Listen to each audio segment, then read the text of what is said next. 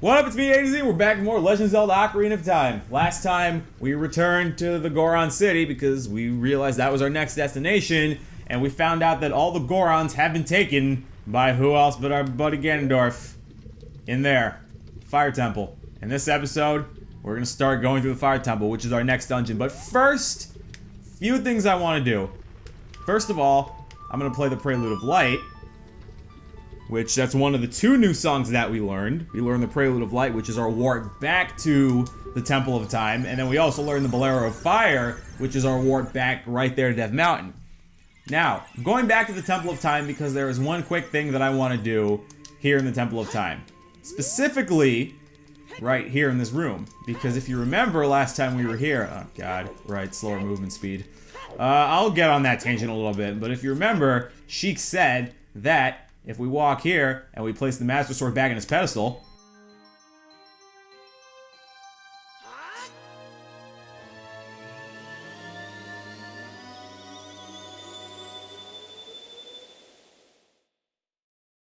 we travel back in time. We are once again a kid. To be young. To be young and naive. Anyway, so, what I want to do now is actually, well, I would head back to Death Mountain because there's something I want to do there, but I have to go get my little boogs, because if you remember when we went ghost hunting, I had to let go of my little boogs. So, let me quickly go to Kokiri Forest and get my boogs. I'll probably cut this out, but, yeah. I will actually meet you guys when I get to the boogs. There they are. There are my little boogs. There we go. Perfect. I just needed my boogs back. For one major reason, because now that we have the boogs, we're gonna head back to Death Mountain by playing the Bolero of Fire. There we go. Because you'll see, once we head back, you know, if we go any faster, kind of a shame we're not gonna get to hear the whole song, even though it's they're literally like 5-10 second songs. But yeah, you'll see here also the timer's gonna keep going, but we do have a considerably longer time. We have minute 36. But you'll see we got a little hole here. So if we drop our boogs, any second now we will be. Oh, I have to get more. I have to get them back. There we go. I almost forgot the strategy because there is one more case where we're gonna need our boogs. There we go. Gold Skulltula. Alright, this should be number 49, I believe? I think this is 49. Yeah, it is. Okay, we're one shy. And because we have our little hole, where are my beans? There we go. We put our magic beans in here. So we only have one more magic bean to plant, meaning we got one more hole to deal with, and it's gonna be a long time before we, get to deal with that hole. So just don't worry about it. Keep your boogs regardless. I'm calling them boogs now. It's becoming gray now, but just keep your bugs regardless, because at this point, if you've been following my walkthrough, you have 4 bottles. So really, one bottle dedicated to the bugs is really not going to be that much of a hindrance to you, because you have 3 free bottles, and you will not be needing them for like any more ghost hunting. All right, so now with all that done, we head back to the Temple of Time, pick up our Master Sword.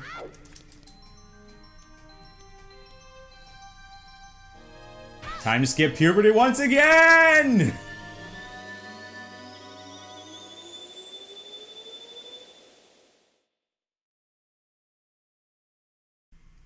I also find it funny how we just change clothes. Whatever, I'm not even gonna question it. Alright. Back to Death Mountain.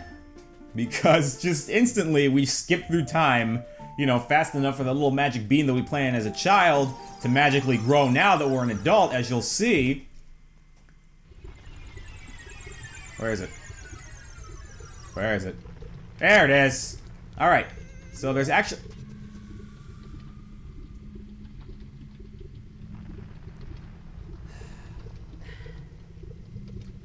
Give me a minute.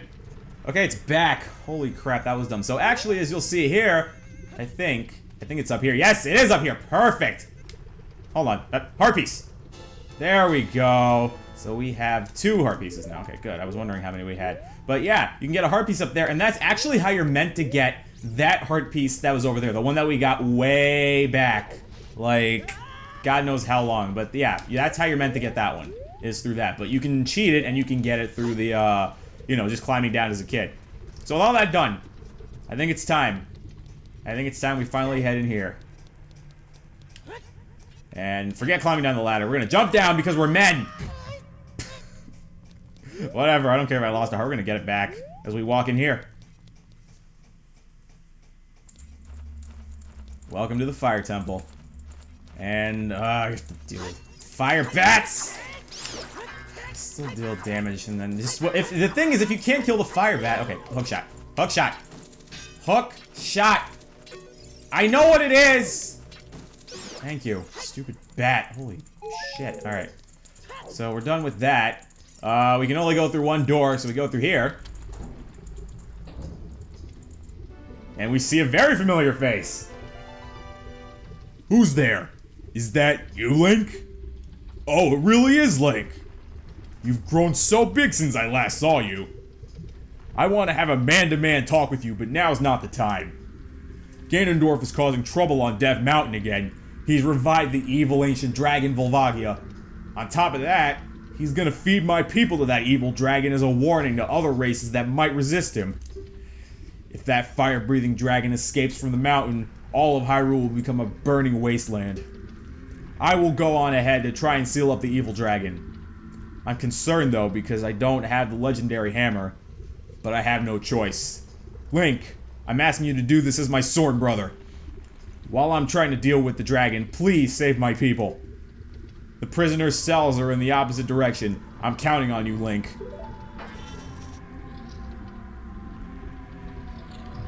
And we have our mission. So while Darunia is going to deal with the dragon, he wants us to help his people. Alright. There we go. So he says they're in the opposite direction, but really the first cell that we want to deal with is... it's over there. Actually, no, because I'm going to go ahead and get something over here that's going to come in handy just for the future. See, here's the problem now. So I guess I'll just bring this up really quick. So, just for the fun of it, and here comes a new tangent. I've actually been replaying Skyward Sword. You know, just for, you know, it's been like 2 years since I played that game, and I figured, let me replay it and just see how much I actually like the game. Alright, because in here, I know for a fact there's a fairy in one of these. Right there. There we go. There we go. This is what I wanted to show off a while ago. So if you catch a fairy, you can put it in a bottle. God, and then there's another one. I didn't really need that second one. Alright, but as I was saying... Alright, I'm gonna have to go up here if I want to go up there. So yeah, I've been playing Skyward Sword, and then when you're playing another Zelda game, and then you go back to the one you were playing beforehand, it really kind of just like screws with your control, because you're just like used to playing... You're used to playing one Zelda game, and then you have to play another Zelda game a completely different way. Like, I've slowly gotten used to the run button now, even though I've only been playing Skyward Sword for about 3 days. Oh, jeez. And I've been playing Ocarina of Time once. It's been a month now since I started this LP. I don't even know. Alright, so, if we open this door, hit the switch, we free one of the Gorons. He's saying Goron was in the other place, but it's really, there's one here. Are you releasing me? Am I free to go? I'll tell you a secret for saving me. In order to get into the room where Darunia went, you have to do something about the pillars stuck in the ceiling. Find a path that leads to the room above the ceiling right away. And he just waddles off. You're welcome. So in this chest should be small key. Perfect, because we needed it because we couldn't progress without that small key. Because as you saw, one of the doors is locked. Okay, so we slowly make our way across. But yeah, I've been playing Skyward Sword. Part of it is just, you know... Not only because I haven't played that game in 2 years, but just to see if it really is as enjoyable as I remembered it to be. Because Skyward Sword is not a bad game in my honest opinion. It's just, you know, it gets a bit of a bad rap. And to be fair, the motion controls can be kind of bullshit sometimes, but that's a general gripe against motion controls. Which I get that they're not perfect, but I mean still. Anyway. Alright, so that's enough screwing around there. Alright. So, oh, right, these platforms here. Actually, see that time block up there, but we're actually going to go through this door first before we deal with that time block, because I believe there's another prisoner in here. Again, I am playing this, well, not really semi-blind. This is what, like my 6th playthrough of Ocarina of Time? I don't even know. But we free another one. Are you releasing me? Am I free to go? Here's a secret for saving me. A wall that you can destroy with the Goron's special crop will sound different than a regular wall if you hit it with your sword. Nifty little hint. So, he's basically saying if you hit a wall with your sword and it has a different type of clang to it than normally, you can bomb it. That's basically your tell for finding bombable walls. Alright, so there's another key right there. So now we need to go back. Hang on. Open the door right over here. Now we need to go back. And now we can play the Song of Time. And then we should be able to get that down over here. Okay. Pop up here. Have this door over here. Now I believe what's in here is, yes, this is what I'm remembering it to be. Okay, this is the sculptural room. And there's tiles, whatever, we don't care about them, there's tiles, but this is the main thing. Likes! Oh, you don't want them to suck you! Ah! Because if likes suck you, they will steal your tunic and they will take your shield, and you have to kill them quickly, otherwise you will lose them forever. Oh my god. And then when you kill it, you get your stuff back. You get your shield back, and then you get your tunic back. What sucks is that you have to re-equip it, is the problem. That's the thing. Likes are some of the most annoying enemies.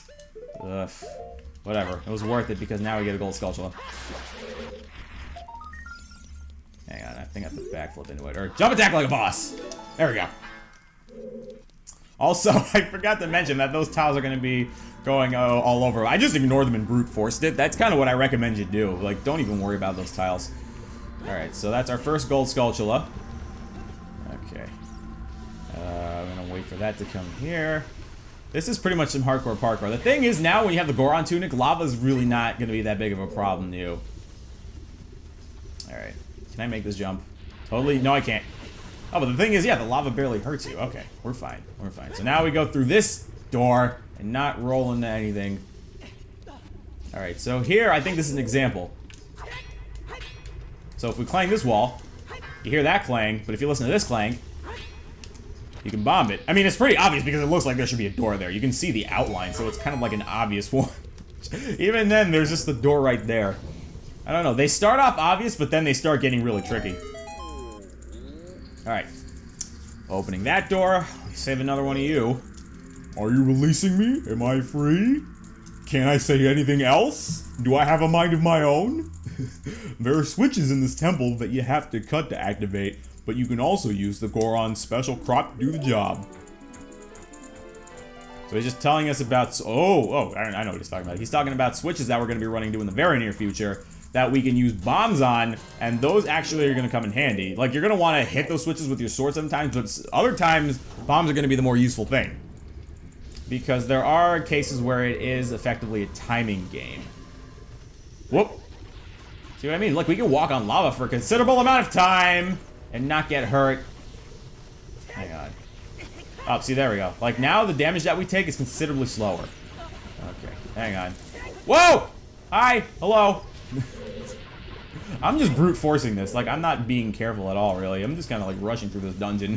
Which we kind of need to do because of, you know, how slow these dungeons will go sometimes. Ah, this room. Okay, I remember this room. Now we actually have to climb up because we need to push a block down. And, yeah, I'm remembering this room now. It's always weird to be playing a Zelda game for the first time in, like, a really long time. Now, it doesn't seem like you can walk on that, but you have to be really careful. There we go. That's... Jump it. What? How did that... Whatever. I don't care. I got all my hearts back. Alright. There's the... Wrong one. Okay. Okay, there we go. I'll just do that then. Also, now that I'm back to, you know, just sliding along the walls slowly without a stamina meter. I don't know how is it that I can get so used to Skyward Sword after only playing it for 3 days when I've been playing Ocarina of Time so much. Maybe because I've been overplaying it. I'm at the Lineru mining facility now. I actually got pretty far in 3 days. I don't know, like when I play games just for the fun of it, like I like brute force it. And I kind of get like really, really far. Alright, so we push this block as slowly as we possibly can. Get the block to drop down here. And if we stand on it, and we wait patiently, there we go, the lava lifts us up to space. Skyward. I'm so clever, aren't I? Okay, open this door, and I think this is where they're gonna be talking. Yeah, this is that point where he mentioned the switches. But first, we have to kill fire slugs. We have to kill fire slugs. There we go. They're actually really easy to kill, and I believe they always drop magic. I believe. Yeah, they're super easy to kill. They really don't, like, attack. They're harmless. Alright. Yeah, these switches right here. So we make this jump. I want to push this block first, because I think that's just going to be our way back up. I believe. I know we have to push this block. Oh, no, because then we have to push it, where is it? We push it over here. Right. Yes. Yeah. And then we climb it. And then we run over here, and then we... Okay, good. Perfect. Alright. And then I know what we gotta do. So if you'll see that switch, you'll notice that there's a column of fire there. Can't do anything about it. But we can drop a bomb here. When it explodes, it'll activate that switch, getting rid of the column of fire. So it would take you so much longer. It would be virtually impossible if you just slashed it with your sword and you tried to walk around thinking, oh, I can do this. No, clearly you can't. Alright, I'm trying to think of a good stopping point for this first part. If I'm knowing where we are... Oh, this giant bastard of a room. Okay. Yeah, I think we've hit a good stopping point now. This room is all... I've never liked this room. This room has always been incredibly annoying. If I can find Sanctuary! In here. Okay. Okay. There we go. I think this is gonna be our... Actually, no. Why don't we just free this Goron? Because I know there's a Goron in here. Let's just free this one, and then we'll end it here. Alright, perfect. Hey, buddy. Are you releasing me? Did you hear this exact same speech from my brothers? Were the writers of this game too lazy? When you're on fire, you can put it out by swinging your sword or by stop, dropping, and rolling. Did you know that? I mean, they teach you this in school. Okay, let me be real. Does stopping, dropping, and rolling actually help put out a fire? Is that really, like, if you're just all over on fire, is it really does stop, drop, and roll actually help? It's kind of like duck and cover. That doesn't do shit. If a bomb's going off, if an atomic bomb is exploding, you're kind of foobarred. I mean... And on that note, we're gonna end this episode here talking about fire and explosions. What a great note to end this episode off on. So yeah, next time we are going to continue the fire temple. We're actually gonna start getting dungeon items. I know we didn't make that much progress, but we had to start off this episode getting some items. But yep, we're gonna cut it here. Next time, continuing the fire temple. Thanks for watching, guys. We'll be back with more Ocarina of Time.